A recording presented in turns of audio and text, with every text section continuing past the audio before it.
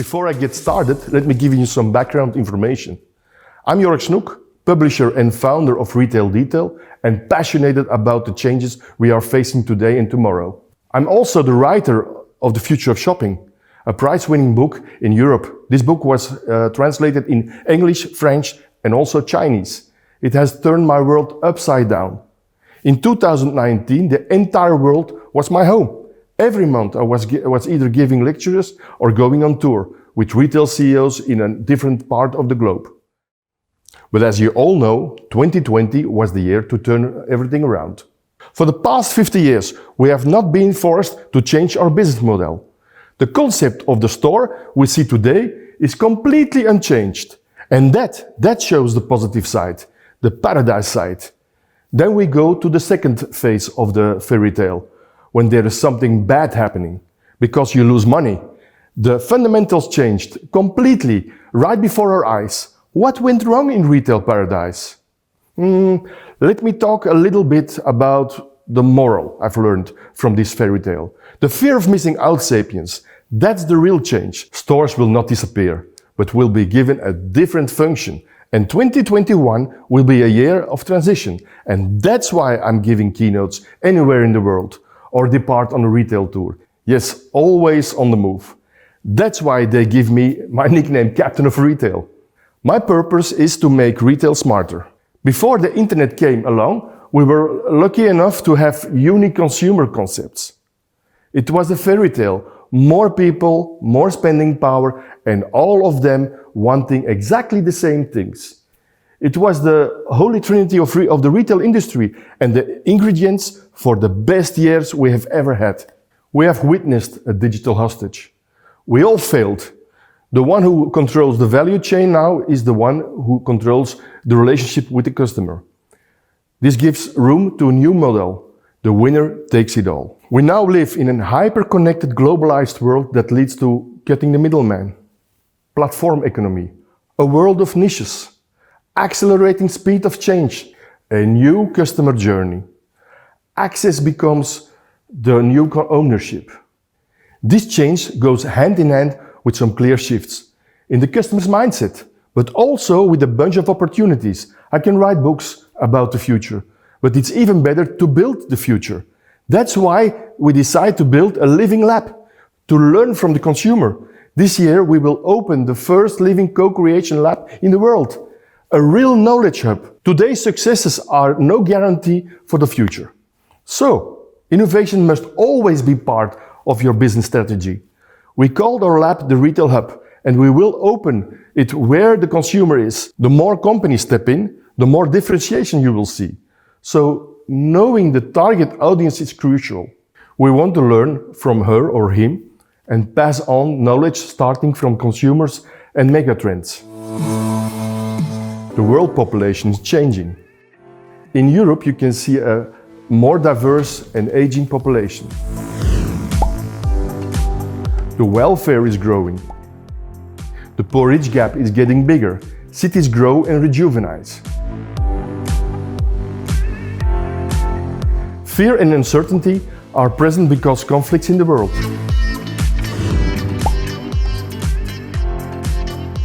The trust in politics decreases. The shift of economic power to up-and-coming economies continues. Our climate is changing, and our planet cannot keep up with the demand for energy, food and water. The current generation is more than ever aware of these changes. The new and always connected consumer does not want compromise. He is a customer, a producer and a retailer at the same time, and he expects a radical change of our producing methods, distribution and consumption.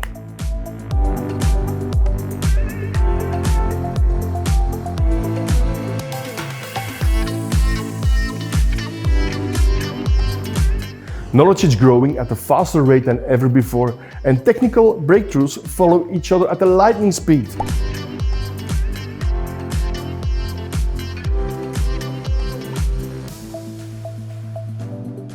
Almost anything is possible digitally. Consumers want to know what they buy, where it comes from, and what the quality is, and they don't want to accept any compromises. They search for easy solutions, instant satisfaction, functionality, and a unique experience.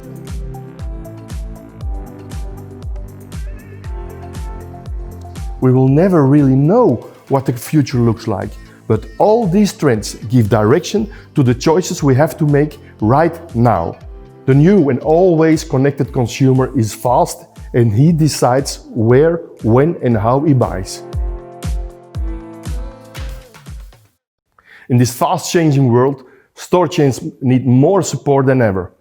Retail Hub will bring retailers, suppliers, and manufacturers together to create the shopping experience of the future. Store chains are in the eye of the storm, but the changing world also creates opportunities for those retailers that can tap into the rhythm of the quickly evolving market.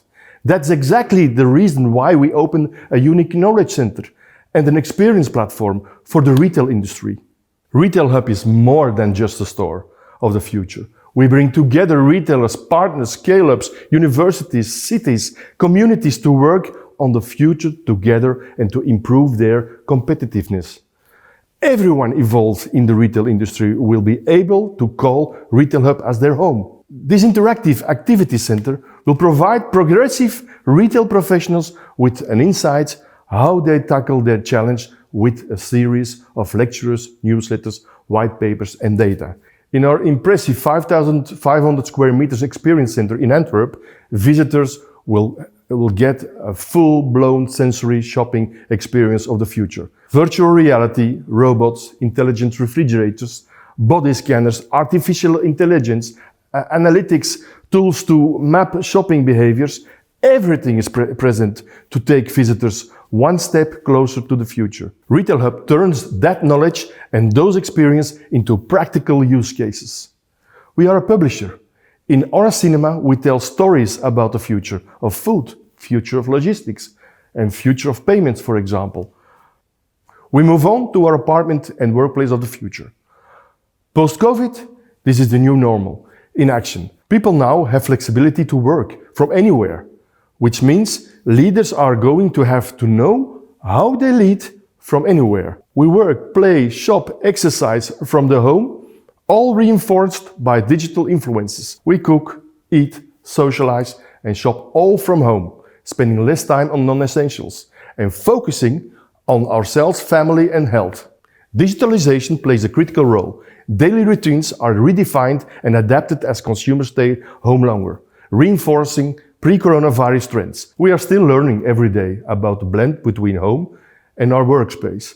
However, we know for sure that COVID provides us with a giant leap. This co-working environment is the ideal location for partners like Samsung or Deloitte, but also retailers and startups to exchange knowledge and experiences. This interactive environment offers factual solutions to retailers looking to meet the demands and the needs of today's shoppers. A smart retailer is a half a step ahead of the consumer.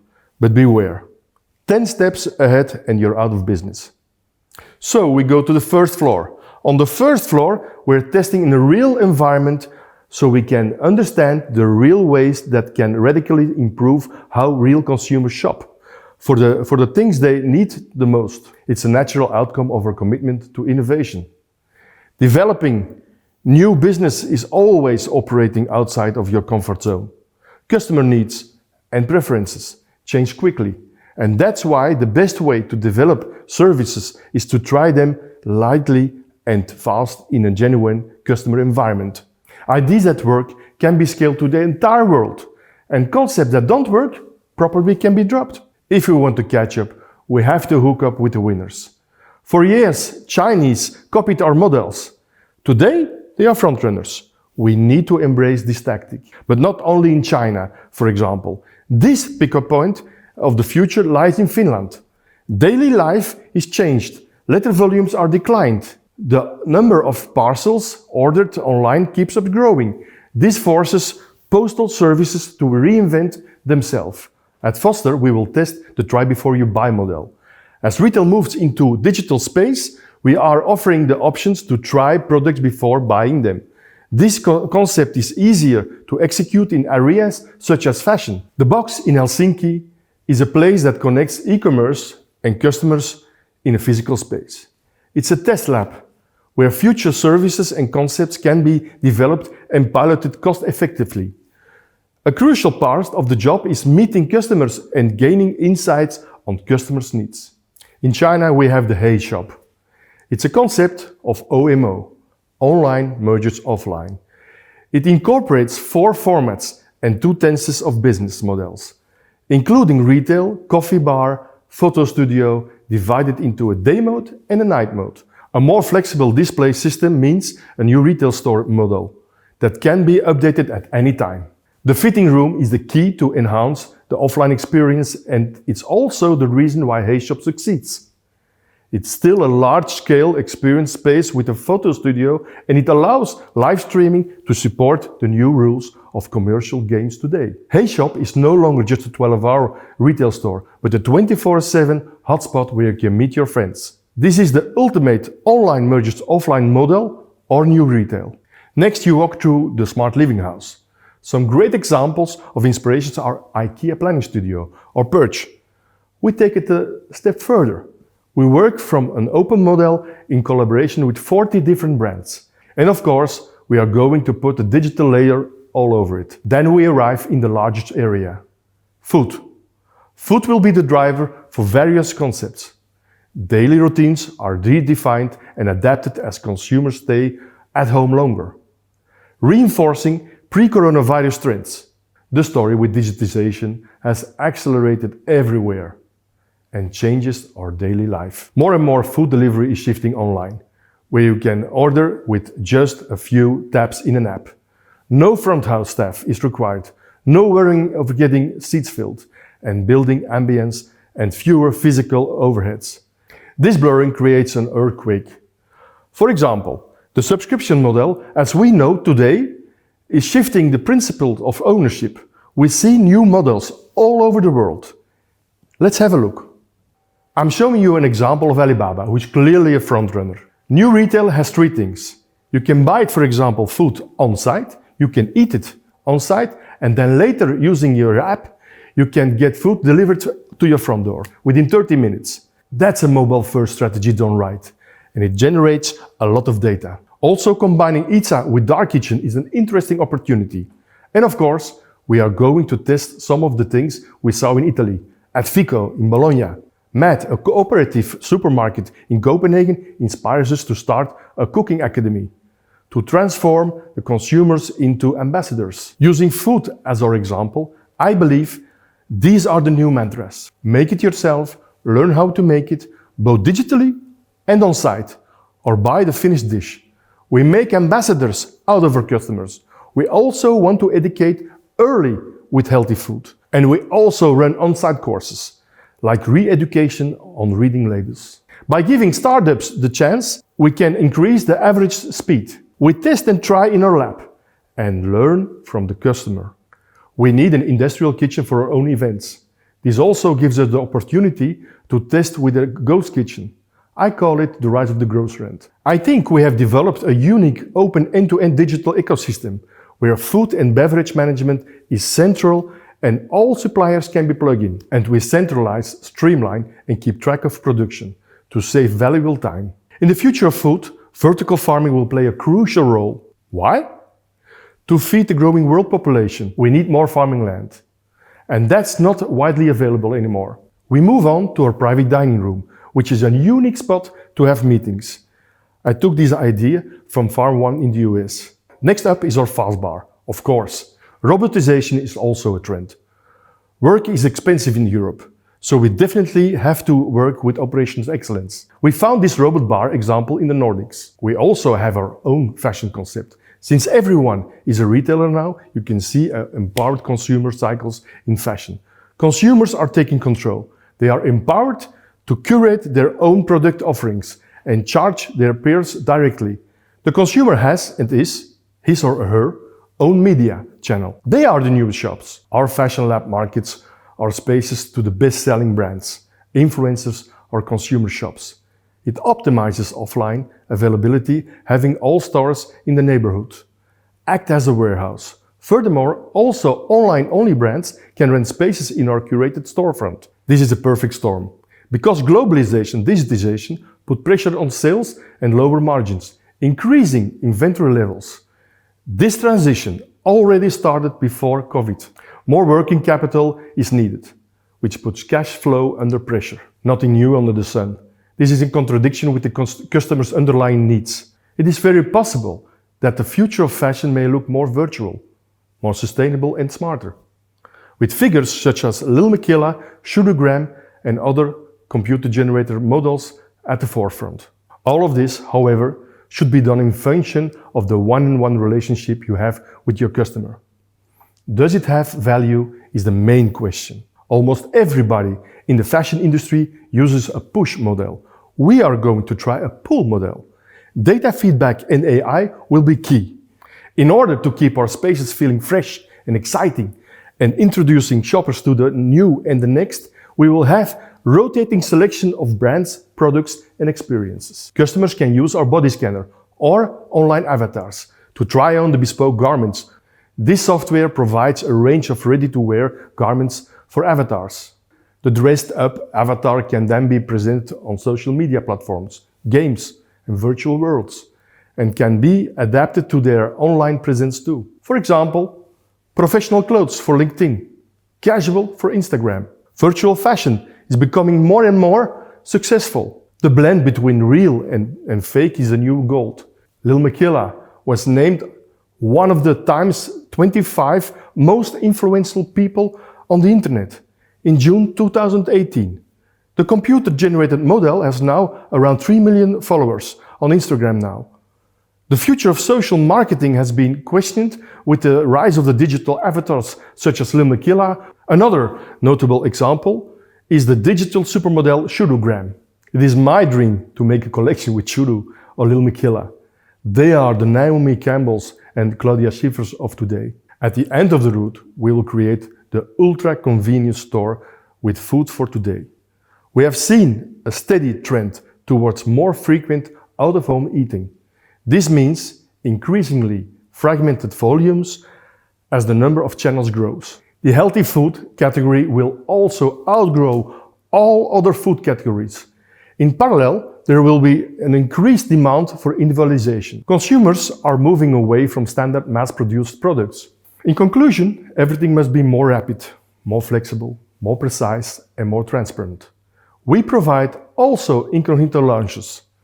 Brands go undercover, allow new products to receive unbiased reviews.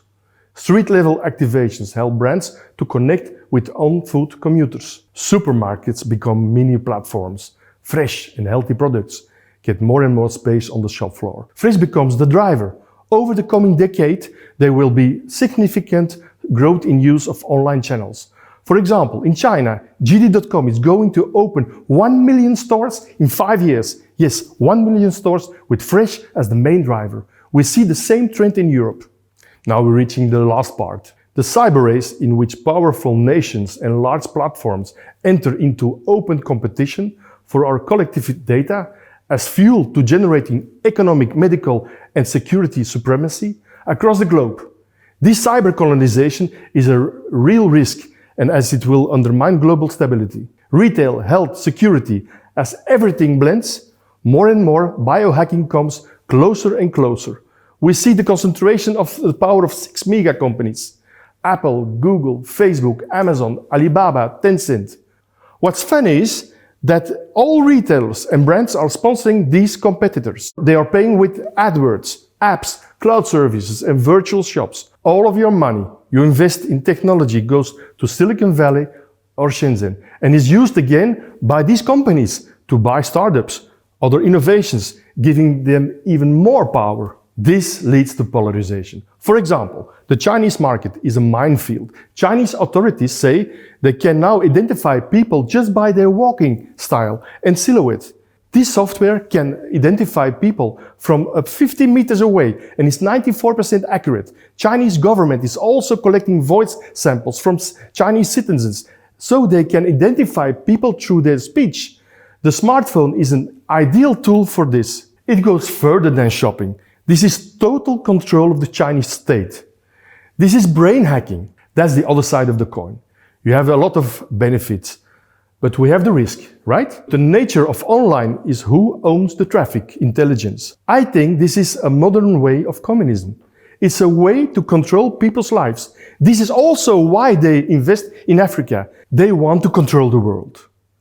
If they control their data, they have the power to control the life of two of the biggest continents in the world. And that's the difference between the other online American giants. They know who you are. Every consumer is having a unique sort of storefront. That happens already. And every minute the push changes. In other words, every minute they can push you to things that they believe you would like. In China, it's about biohacking. It covers almost every aspect of your life, from when you wake up until when you wake up again. They have all your data.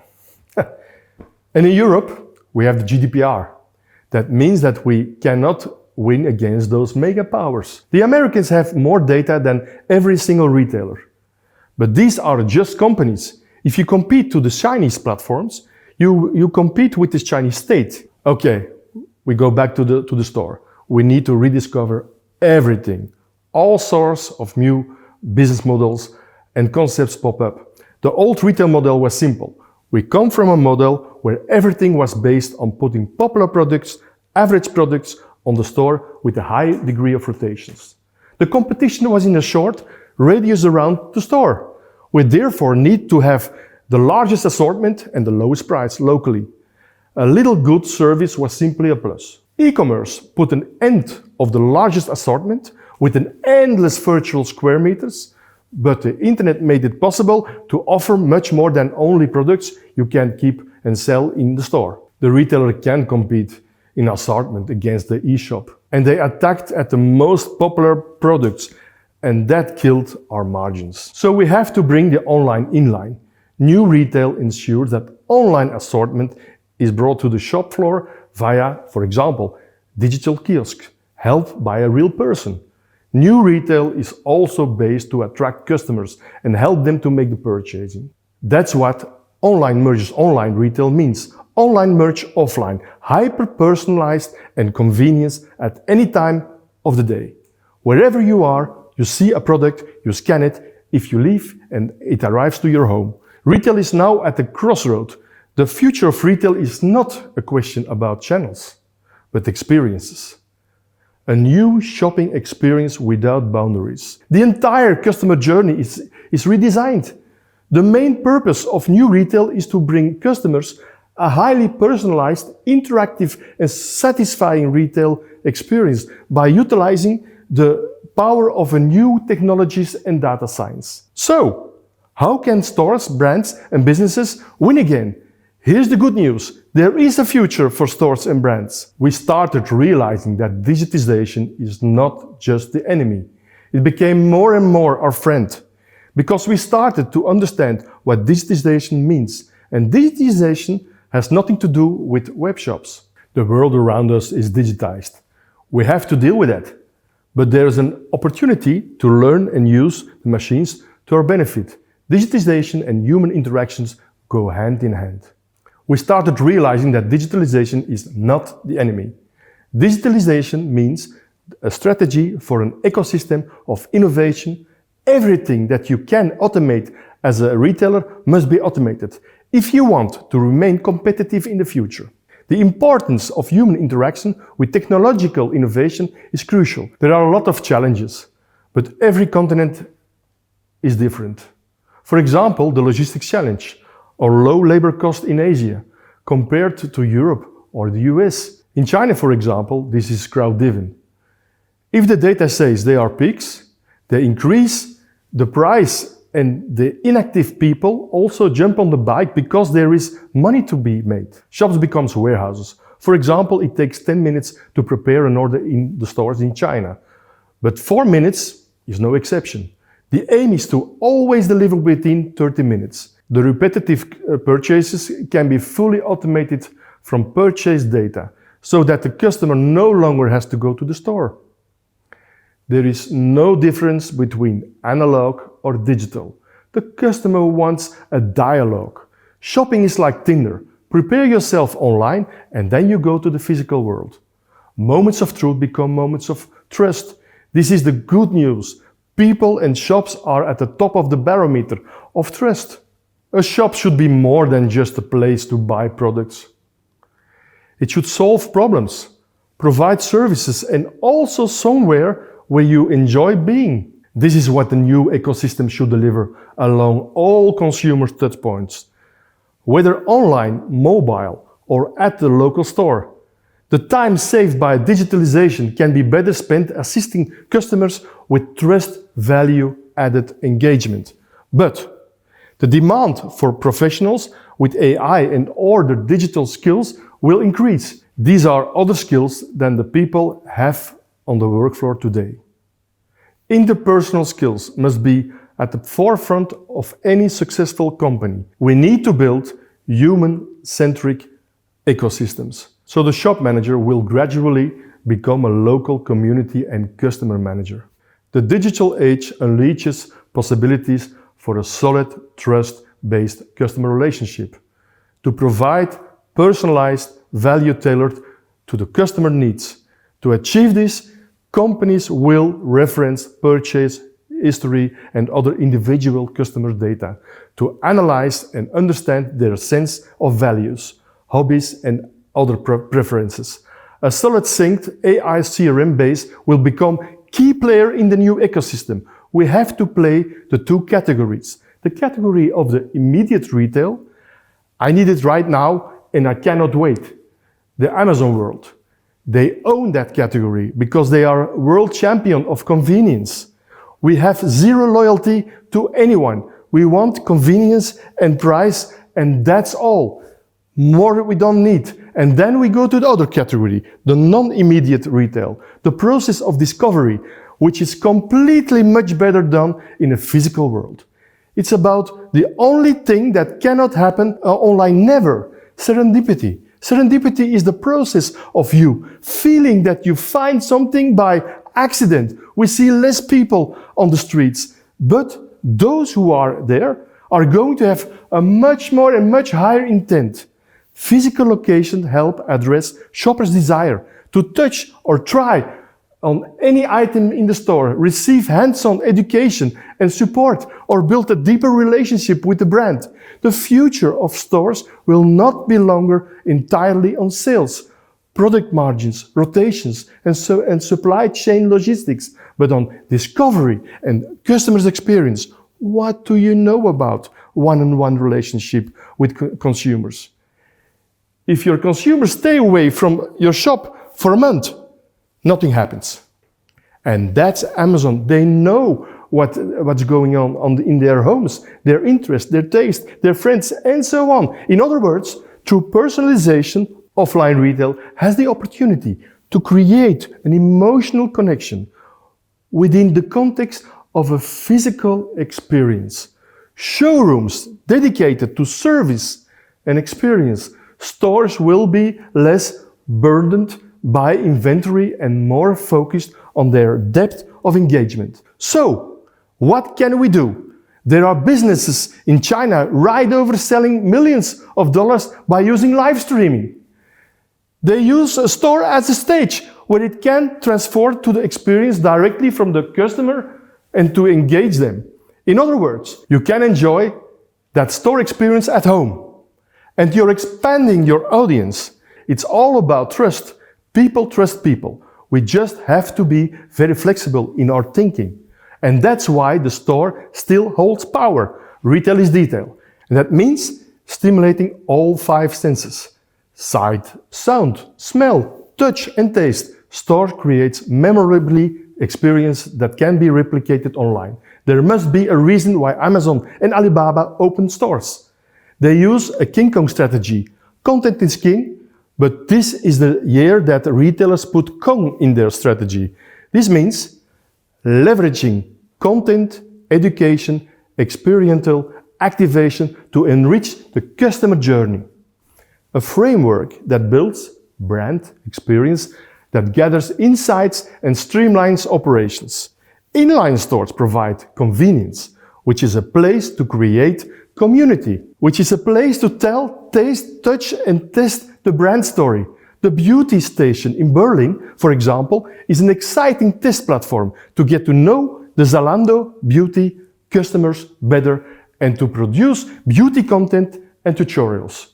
The opportunity for visitors is to meaningfully interact with the brands and vice versa. From the buzz in the room, it's clearly paying off.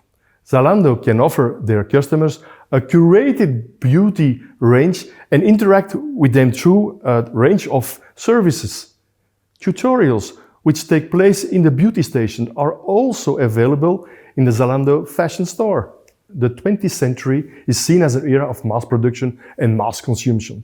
While this era has brought wealth to people, it also led to many problems, including climate change and destruction of the natural ecosystems. No huge surprise. There is a mind shift, an opportunity to embed sustainability in the new processes and make right choices for a transparency, business, planet and consumer. Today, consumers require sustainable products and solutions. Therefore, you have to build sustainability as a strong USP. This goes hand in hand with investing in local social responsibility options. Nature and biodiversity tell us we have to change the order of things. We need to reconsider the relationship of business with planet, society, animals. We have to embrace an ecosystem consciousness. Companies that are not taking responsibility will be pressured. Talent, customers, public opinions, legislations, activists, shareholders. We are faced with the large global challenges. How do we feed 10 billion people by 2050 in a sustainable, safe and healthy manner? How do we ensure our healthcare in a long term? Gen Z and millennials, the main buyers of the futures. They know they have to pay for this capitalism, period. The world paradigm will shift dramatically away from mass production and away from mass consumption, eliminating the overall waste and inefficiency in society. They don't want to pay for it, but they have to. It's time for a reset. We currently see some shifts happening in people's mindsets towards, for example, sustainability. People are holding brands accountable for how they deal with such trends. We are all consuming more media experiences than ever before. Companies are moving dollars out of conventional media over the digital media. And that's the driving up the cost of consumer acquisition through digital channels. Traditionally, mass advertising was used to drive people to the shop. Consumers' purchasing decisions can be influenced by ads on the internet, by word of mouth, and by comparing sites. And so that's why experience marketing and experienced retailer is so important. But brands and retailers waiving content from a supply viewpoint, but it's necessary to redesign this from a consumer viewpoint to make connection with the brand values. Changing your entire revenue model as a retailer, that's truly what experiential retail is all about. Brand's value creates market value. Define how your brand engages with its audience from a consumer view, not from a supplier's view. Go beyond transactional messaging by embedding meaningful experiencing within context of your marketing to help customers to take action, achieve their goals. When a brand value is high, your offer can be low. The timing of the offer will be crucial, not only the price offer. In our new and digitized world, we must innovate and try new things. So failing is okay. Just try again. An important side note, when you think about a potential business model, you still have to validate it. It's not because something works for another company that will work for yours. Think customer first. Take the opposite approach. How to put a product or service on the market.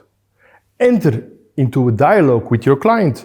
They will tell you what they want and not the other way around. When only one company can win, customers lose. Competition creates an opportunity for all the players involved. So, how does competition work in the real world and how common is it? Competition means that you're competing at the front end but collaborating in the back end. Because you will fight an enemy you can't beat. They don't care whether you make money with or not. They just change the industry. We learned that being big is no guarantee for survival. The ones that survive are the ones that are best adaptable to change.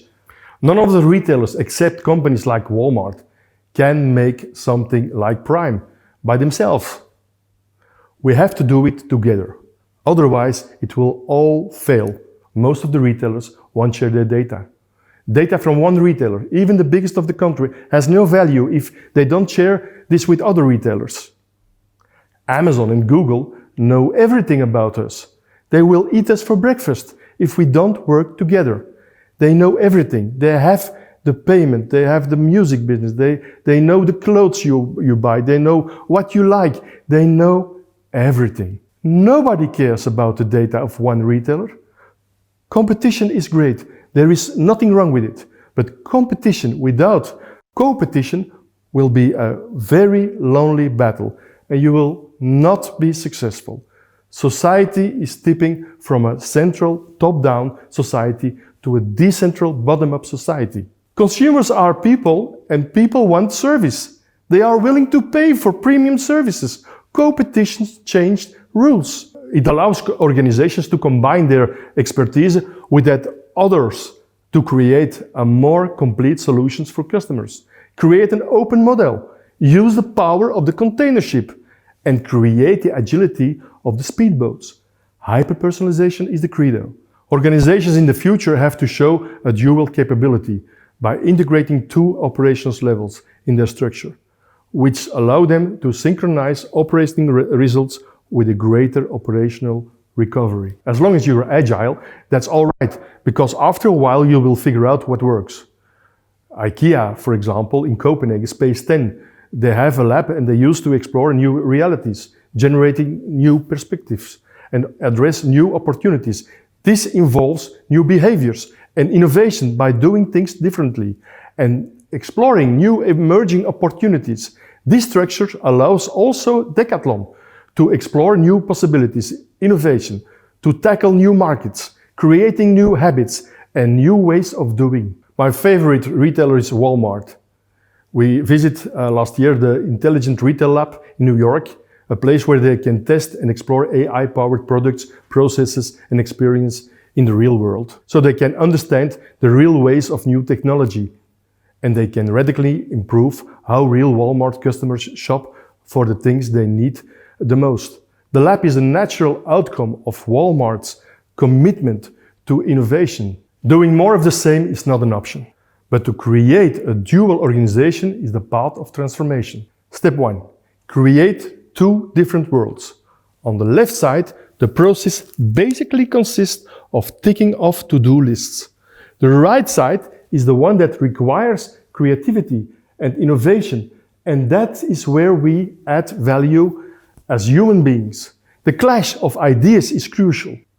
New management imperatives can't be approached from a top-down industrial management model based on command and control.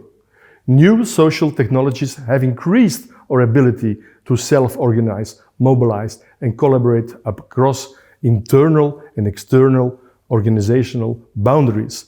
A dual organization, therefore, has on one hand the hierarchy and on the other hand the netarchy. Meld with the network, embrace personal growth, and accept the fact that you can learn to do anything. Step 2, create a diverse team.